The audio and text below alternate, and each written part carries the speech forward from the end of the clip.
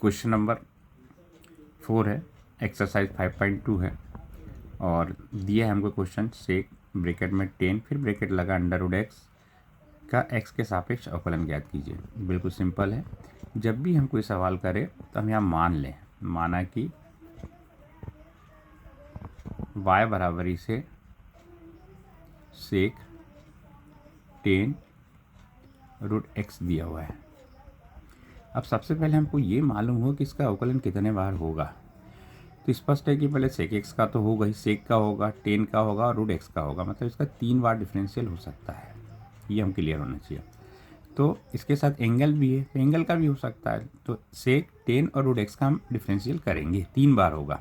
तो सबसे पहले इसको करेंगे, फिर इसको करेंगे, फिर इसको करेंगे, क्लियर हो। तो हमने लिख दिया एक्स के सापेक्ष अवकलन करने पर, अवकलन करने पर, ठीक है बच्चों। अब जब x के सापेक्ष अवकलन करते हैं तो हम dy dx लिखते हैं, फिर y, फिर dy dx सेक 10 रूट एक्स ये लिखेंगे। अब हमको फार्मूला मालूम होना चाहिए कि dy dx सेक x का फार्मूला क्या होता है। तो हमें मालूम है कि सेक x 10x होता है, ये इसका फार्मूला होता है।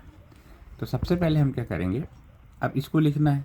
तो ये सेक ये है और ये पूरा जो है वो x है। तो यहाँ भी जहाँ x लिखा है वहाँ पे ये पूरी चीज़ हम लिखेंगे। तो क्या हो जाएगा, सेक x की जगह पूरा उतारना है आपको 10 रूट एक्स, और ये 10x जो दिया है उसमें भी x की जगह अपने को लिखना पड़ेगा 10 रूट एक्स। ये आपके क्लियर हो गया होगा, ये जो मैंने लिखा है। अब हमारे पास इसका अवकलन हुआ है, इसका नहीं हुआ है, तो फिर हम लिखेंगे dy dx 10 और यहाँ पे रूट एक्स लिखा है। अब इसको आगे हल करेंगे, ध्यान से देखना। तो ये हो गया सेक 10 रूट एक्स 10 रूट एक्स हो गया।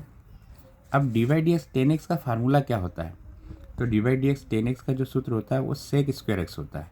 तो सेक स्क्वायर और ये x की जगह ये लिखा है तो हम यहाँ रूट एक्स लिख देंगे। तो 10x का भी डिफरेंशियल हो गया। अब हमारे पास बच गया dy dx रूट एक्स, तो रूट एक्स को हम रूट एक्स लिख सकते हैं। फिर आगे बढ़े तो इसको हमने वैसे ही लिख दिया, सेक 10 रूट एक्स, फिर यहाँ पे हो गया 10 रूट एक्स हो गया, ये हो गया सेक स्क्वायर रूट एक्स हो गया। अब यहाँ पर हमारे पास इसका डिफरेंशियल करेंगे तो इसकी पावर क्या आती है, x की पावर 1/2 होता है। तो इसका फार्मूला क्या लगेगा, 1/2 x की पावर -1/2 हो जाएगा। तो हमारे पास इसका आंसर आ जाएगा सेक 10 रूट एक्स 10 रूट एक्स हो जाएगा, यहाँ हो जाएगा सेक रूट एक्स, और इसको लिख सकते हैं 1/2 x की पावर -1/2 को हम लिख सकते हैं रूट एक्स। तो ये इसका आंसर होगा।